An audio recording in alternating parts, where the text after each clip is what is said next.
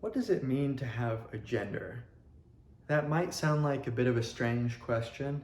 It might either strike you as interesting or infantile, and that's okay. I think part of the problem is that there's a lot of ideological baggage that goes along with these conversations that makes it very difficult to either see the utility in talking about gender at all, or realizing how you can move past your presuppositions about what it means to have a gender or what that plays in your life in terms of the role of your gender identity. And we see now there's a lot of people bringing forth these ideas that gender is fluid, or that gender is a spectrum, or that gender is socially constructed. And this can turn a lot of people off. And it turned me off for a long time too.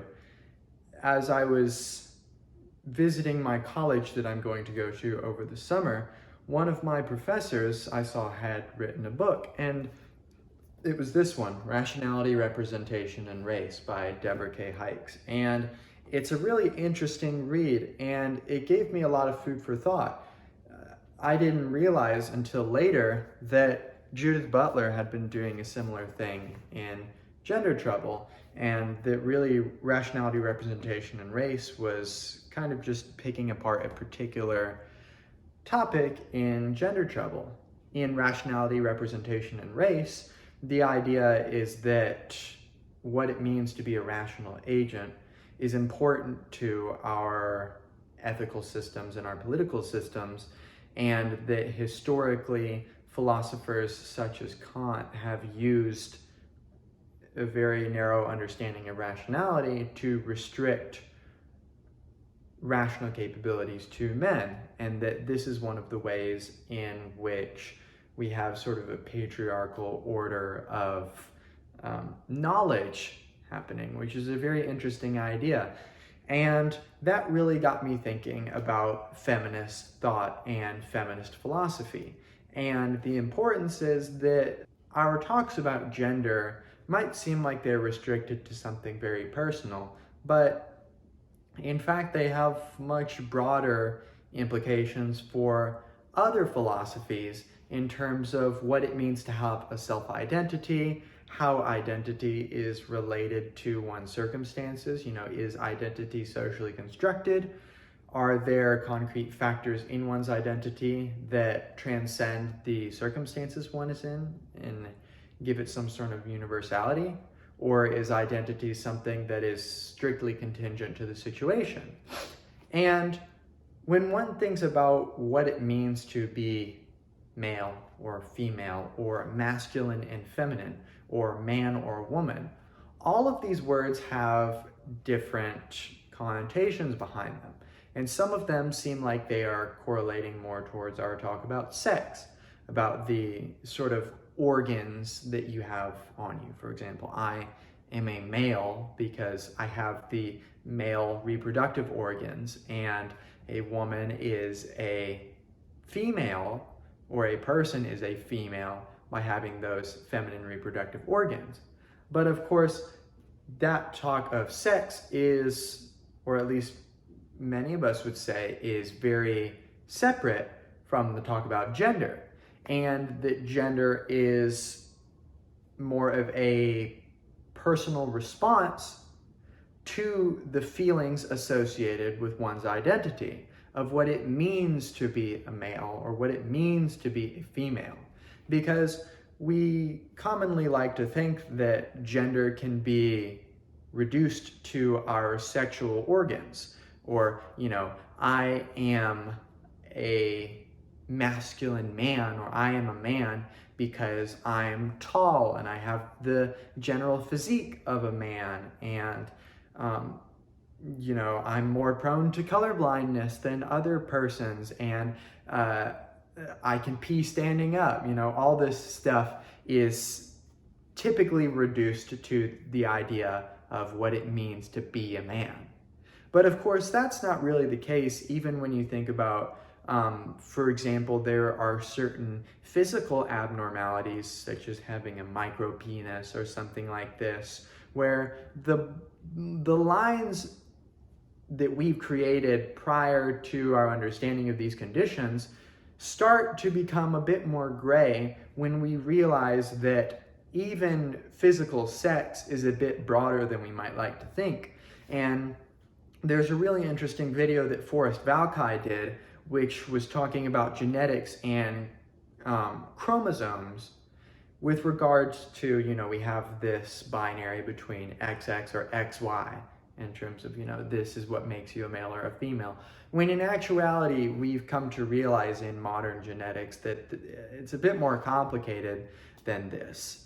But regardless of your thoughts on the efficacy of this binary between male and female with regards to sex, I think it's a bit easier to talk about gender in a broader way.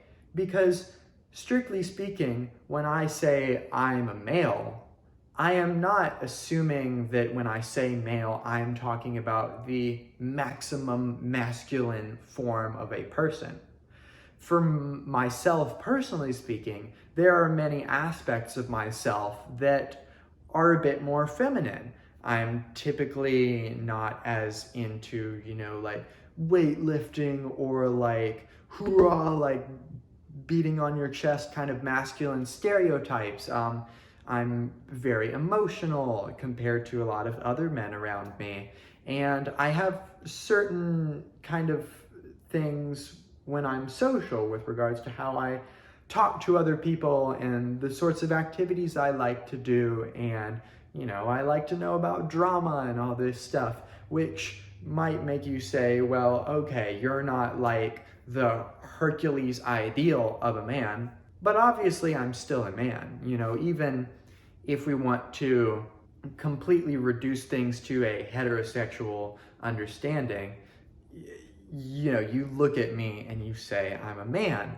Even if some of these things might make the lines be blurred a little. And you might say, well, this is just kind of how people are. Some people are more masculine than others, but they still fit into this binary of male or female.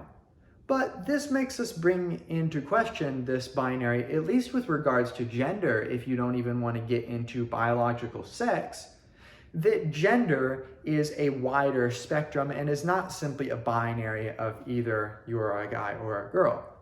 I think of tomboys when I want to illustrate the flexibility of gender as an idea. A tomboy is a girl who acts in certain masculine ways.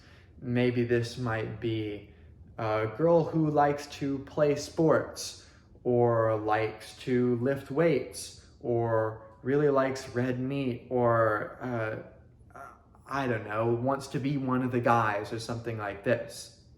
And in a sense, this is a way to, in my opinion, strip away the uniqueness of this woman's identity and say, oh no, you can't have any of these masculine qualities and genuinely have them. You're still 100% a woman, but this is just you trying to have certain masculine qualities, but you can't actually have them. You're just a tomboy. You can't actually be masculine in any sense. You have to be strictly feminine, just with this label of tomboy on you to sort of rationalize your deconvergence from the rest of the group. And I think this highlights the problem with talking about gender as a binary construct. No one lives their life as a purely masculine, Herculean version of what it is to be a man, or a loves to cook and clean and stay at home idea of what it is to be a woman, which both of these obviously have certain assumptions behind them of what it means to be a man or what it means to be a woman. And this is where Butler comes on the scene to give us a bit of pause that the idea of masculine or feminine can have some sort of universality. Because, for example, when I'm talking about what it means to be a man, I could say a man is supposed to pay for the family and have the bigger, more impressive job. And the man is supposed to lift weights and have a burlier physique than a woman.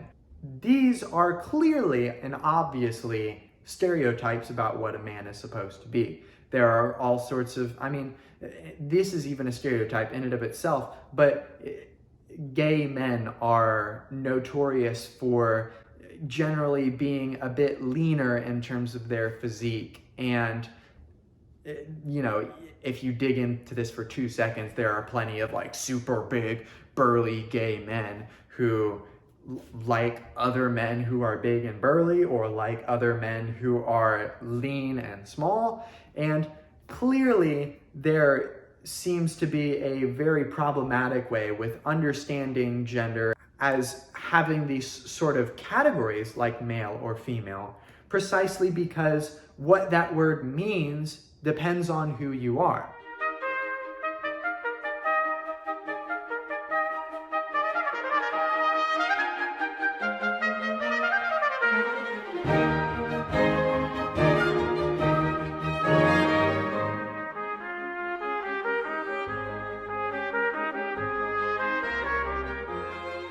Now, when Butler starts off Gender Trouble in the first chapter titled Subjects of Sex/Gender/Desire, we're given 5 quotes which give us actually a good way into the influences that Butler is using when writing this work, and gives us a larger background for how we can interpolate what she's saying. The first one is from Simone de Beauvoir. She says, "One is not born a woman, but rather becomes one." And of course, this is the idea that one is not born with a strict gender identity, but rather is encouraged into, for example, if a boy likes trucks, then everyone encourages them like, yes, guys love trucks. That's great. Guys love cars. That's what you're supposed to do. But if a guy likes a Barbie doll, this might attract some strange looks, even from their family, who might be very supportive. And think about if a boy starts wanting to cross-dress and wants to wear a dress, or wants to wear pink. There are certain presuppositions that go behind the idea that, no, guys aren't really supposed to wear pink all the time. And of course, I know myself, when I wear pink, I feel very progressive in a sense if I want to wear like a pastel pink shirt, which I like the color pastel pink. It's not my color, but there's nothing wrong with wearing pastel pink. But of course, this is where we see gender roles and gender starting to diverge, precisely because we can see how people are engendered into a culture. Butler herself even uses engendered in this way in a very important way. We often use the idea of, such and such has been engendered into us in a way that's not actually talking about our gender. But it's important to realize that culture and identity is engendered into us in a way that makes us define what our gender is supposed to be, because we have people around us defining exactly what it means to be a man. Your father, if you're a man, might tell you, you got to come work on the house with me, but your sister doesn't, because that's what a man is supposed to do, is to work hard for the home and do all the burly work that the mom and the sister is not supposed to do. And of course, why this is the case, for some people, it's a universal standard of gender that should be kept through tradition. And for others, it's clearly, obviously, a way in which identity has been interpolated into us to become a woman, as Beauvoir says. And then Julia Kristeva says, strictly speaking, women cannot be said to exist.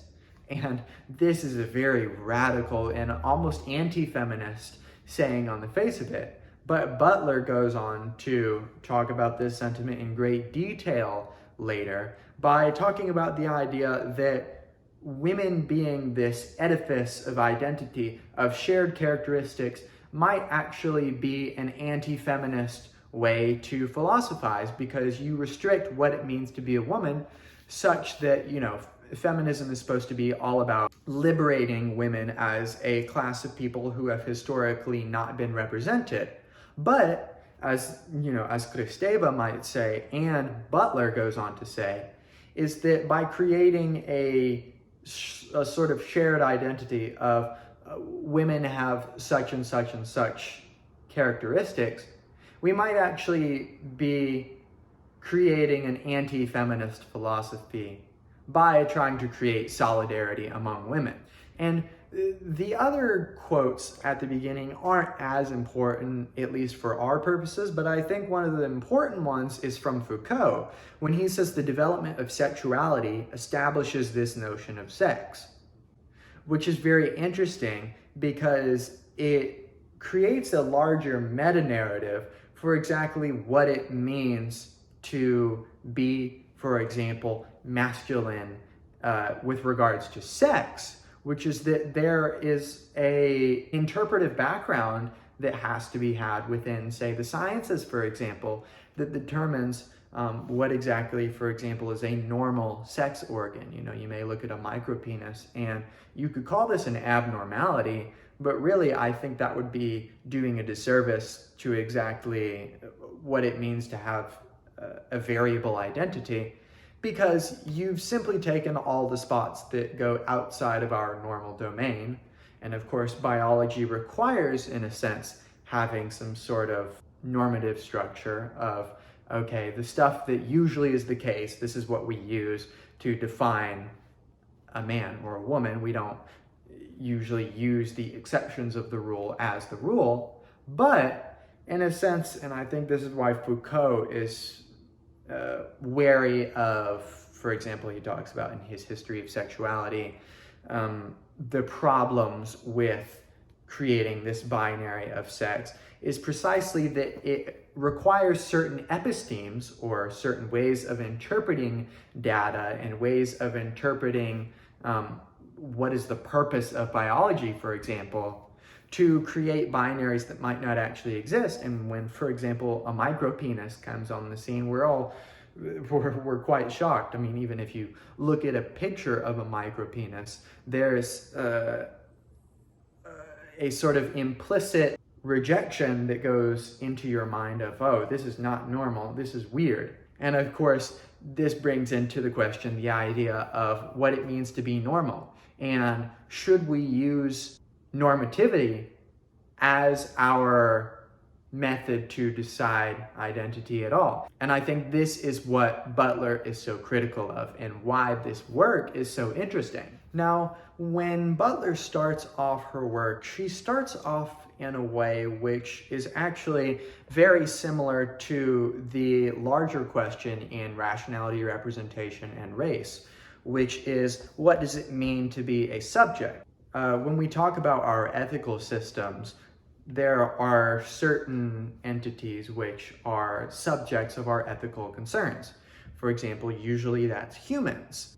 And when we're talking about, is it right or wrong to do such and such, we have to consider, okay, who is doing the action and what is receiving the action. We typically put more weight on an ethical action if the person doing the action is, of course, a person, someone who has autonomy and is rational. And we think about these things when we're thinking about ethics, and also what that action is being done to. For example, say the subject of our ethical inquiry is driving a knife into something. If the object of our inquiry is another human, we look on this fairly negatively and would call this, at the very least, assault, if not murder, depending on, the lethality of this whole situation. Whereas if the object of our inquiry is, for example, a cow, well, you could call this animal abuse, or depending on the context, say you're in a forest and you're trying to survive on your own, we might say, oh, this is justified killing, even if you want to call it killing. And some wouldn't even say it's killing. Some would say the animals are completely at our disposal and that it doesn't really matter how we approach them.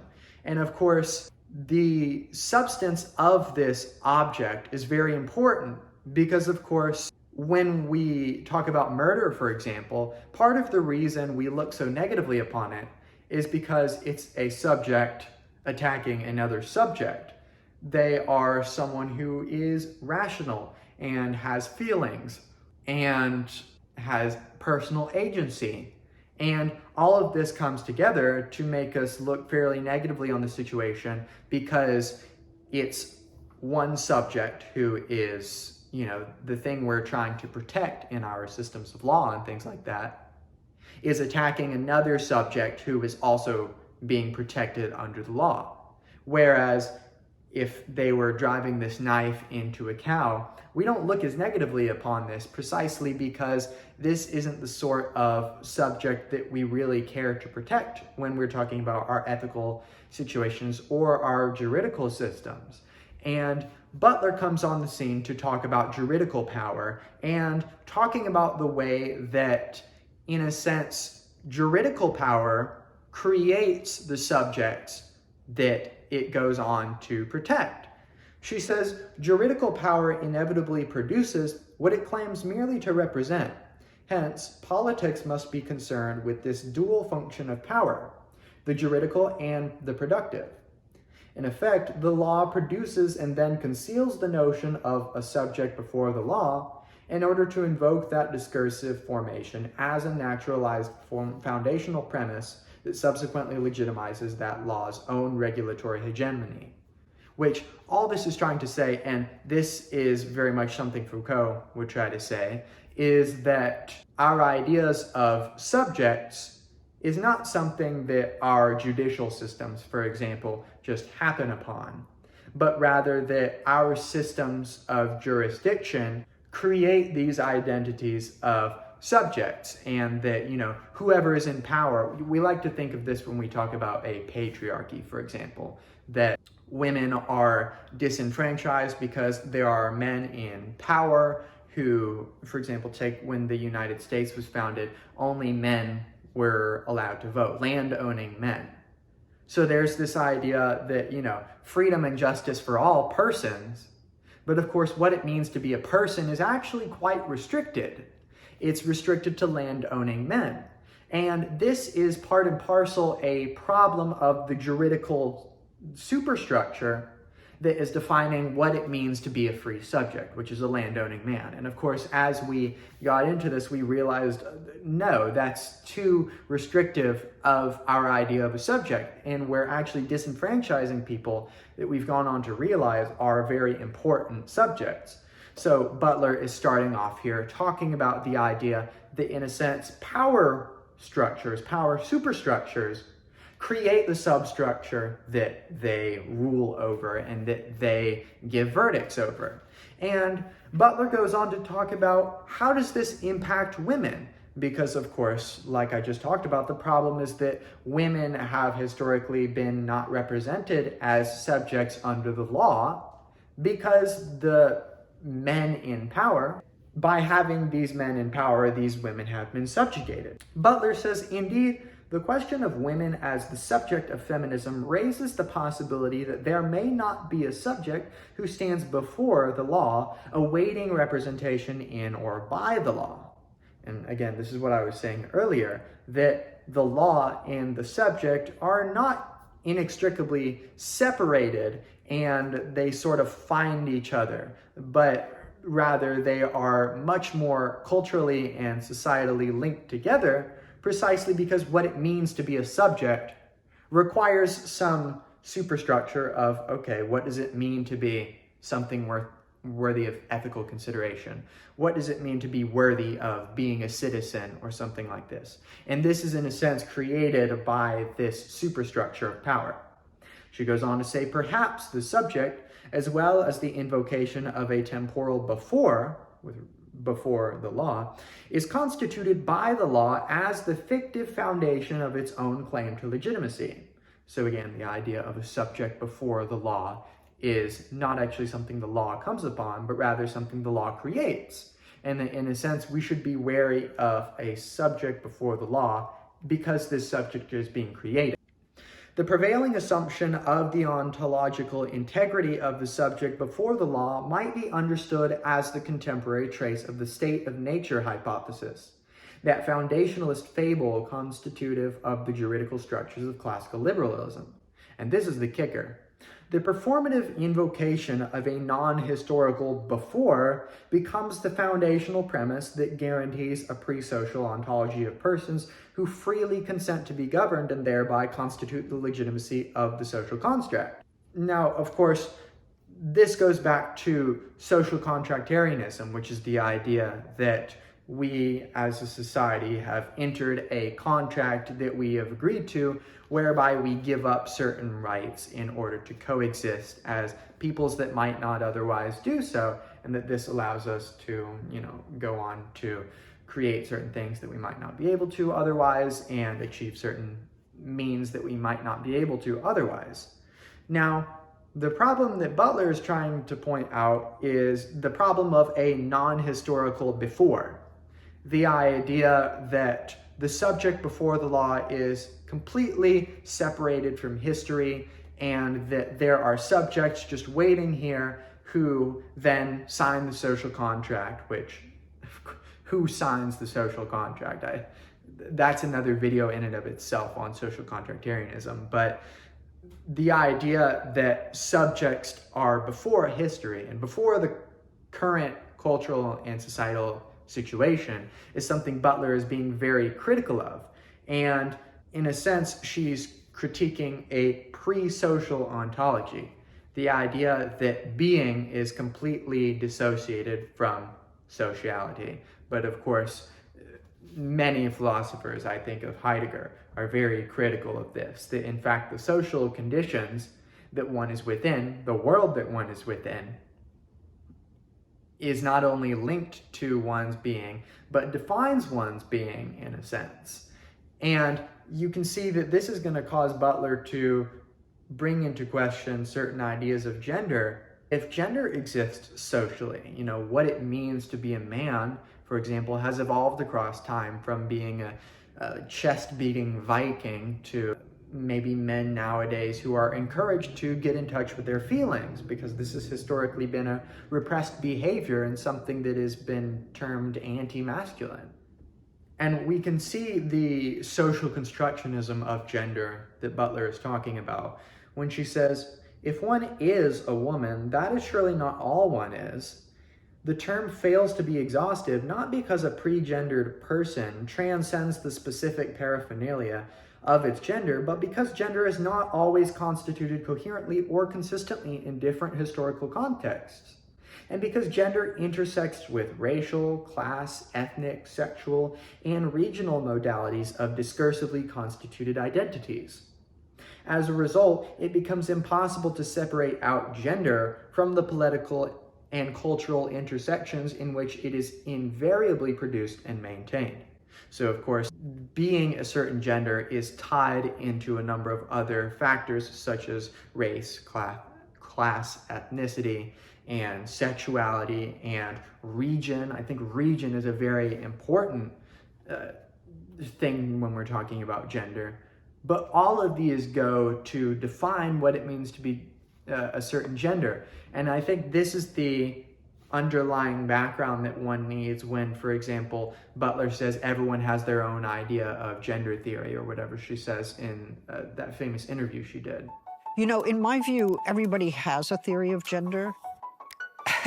And what I mean by that is that everybody has certain assumptions going about what gender is or should be.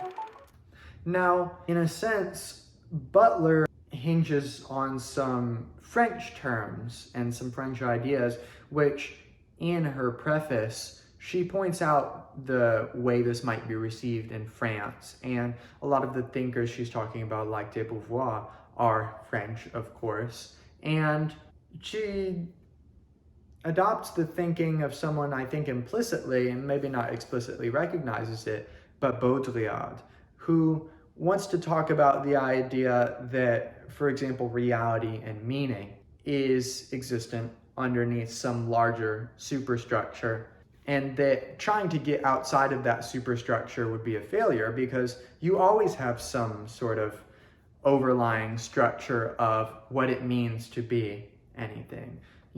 Even how you use language is existing under some superstructure of grammar and vocabulary and things that have been passed down to you. And to try to get out of this context, you might not have language anymore if you try to get outside of grammar completely and see it as some sort of edifice of power you can get out from under. And I think this is the trap that a lot of people get into when they read a lot of contemporary French thinkers, is that they're critical of power because they want to get outside of it. But for example, Baudrillard is very critical of Marxism because of this. Marxists, I think of Debord, who in the Society of the Spectacle kind of does a similar thing that Baudrillard tries to do in Simulacra and Simulation. But of course, Debord thinks that this power structure that has destroyed meaning in the modern world is something we can get out from under. Now, Baudrillard doesn't really think that, and thinks that a superstructure is always going to be imposed over us.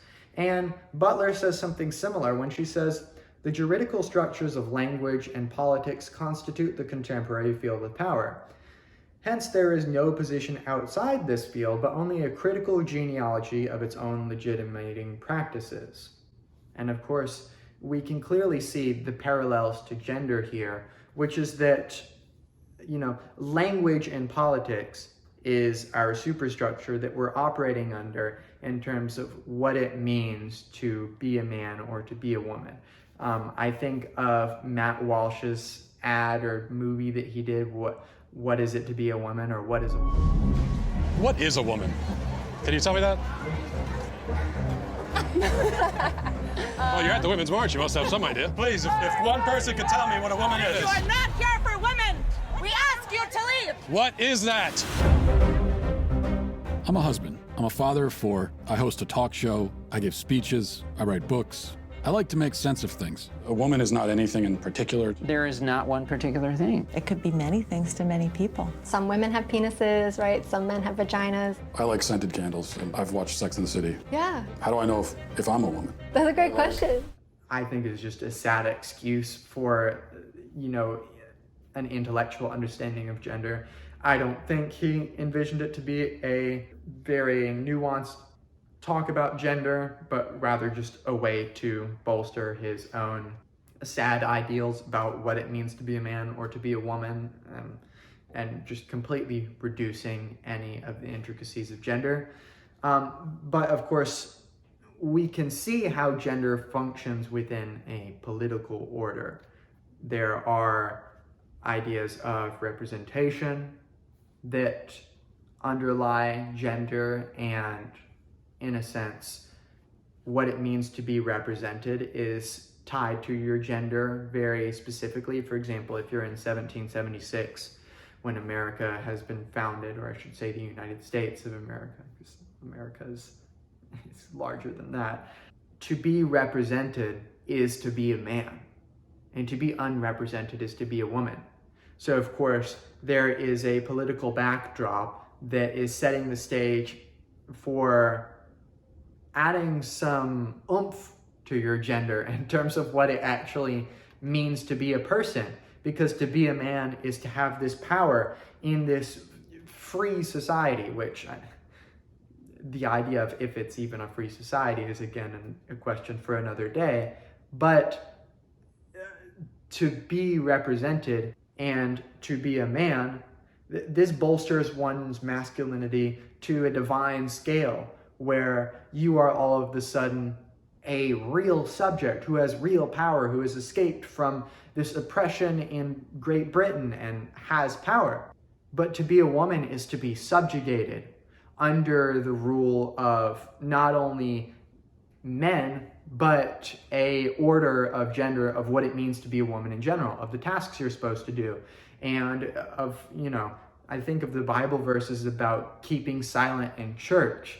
There are certain ideas of gender that stratify it into a hierarchy that can clearly be understood as political. And we can see why Butler would be critical of these ideas. When you really get into Butler's work, you realize that it might actually be so feminist that it seems anti-feminist sometimes, because you might read Butler's work, which is very dense and complicated, and she's talking about phallogocentrism and all this stuff, which has Derridian ties to it and requires a lot of foreknowledge. And she talks about Hegel and the master-slave dialectic, which I did a video on if you want to watch.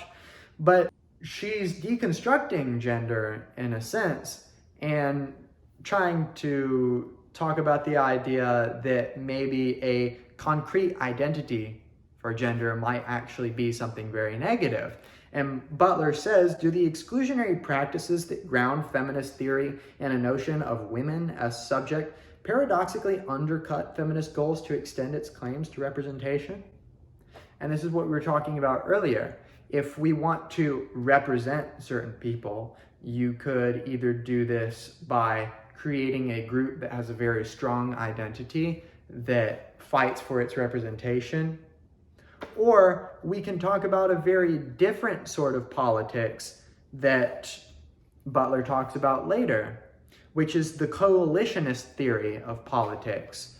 And here, of course, there's a coalition where ideas of gender are slowly built up in the movement, and an identity within the movement kind of creates itself over time as the movement creates steam, and you have such and such persons being a part of this movement. But Butler thinks that maybe trying to have a solid identity to any movement is precisely the problem that disallows for representation, because by fighting for representation, you've created a very hegemonic group that does not allow for outsiders, that requires this identity to be so strict that it might actually undercut ideas of representation by doing so.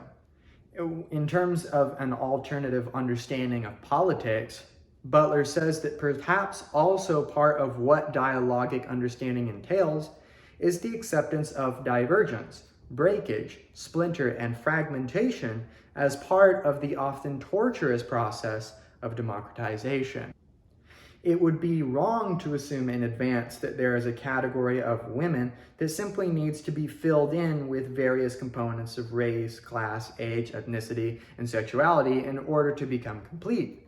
The assumption of its essential incompleteness permits that category to serve as a permanently available site of contested meanings.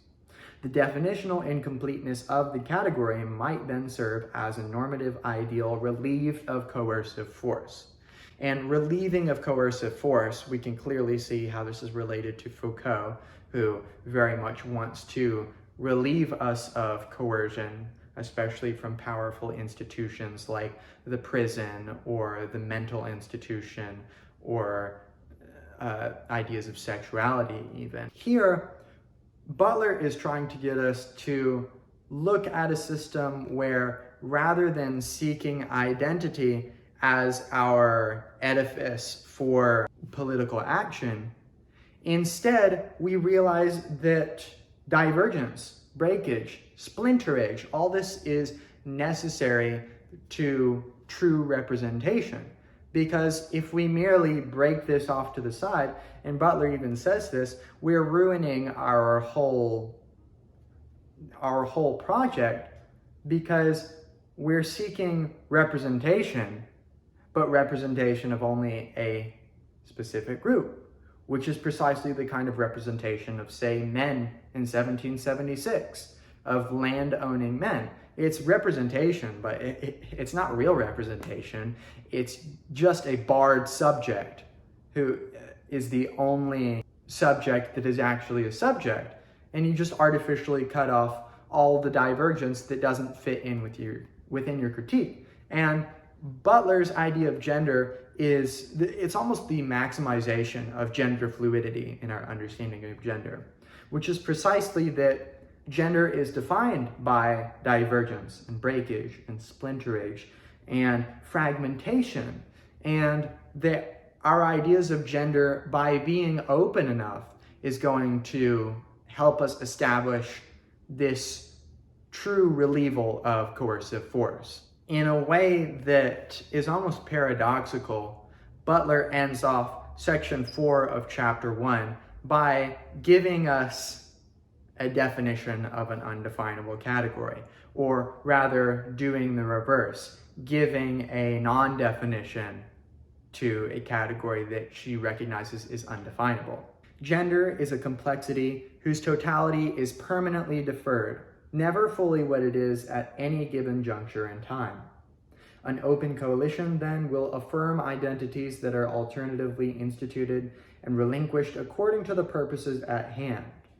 It will be an open assemblage that permits of multiple convergences and divergences without obedience to a normative telos of definitional closure.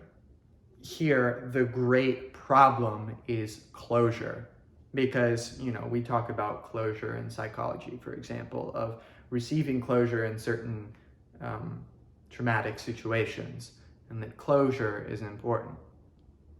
But of course, when we pick apart the word closure etymologically, it is a closing off. It is a relieving of any sort of divergence or any nuance. So I think in politics and in gender and in language, this is the real kicker of Butler's work, is that closure is the last thing we want. Closure with regards to a perfectly hegemonic understanding of gender is the worst thing we can do for feminist theory, because then we restrict feminist theory to a very closed-minded and closured understanding of what it means to be a woman in a way that is undoubtedly going to rip some women of their femininity by saying, no, you're not a woman. You're not allowed to have any sort of masculine tendencies. You're a tomboy. You're still a woman. We're just going to let you pretend like you can have your cake, but you actually can't.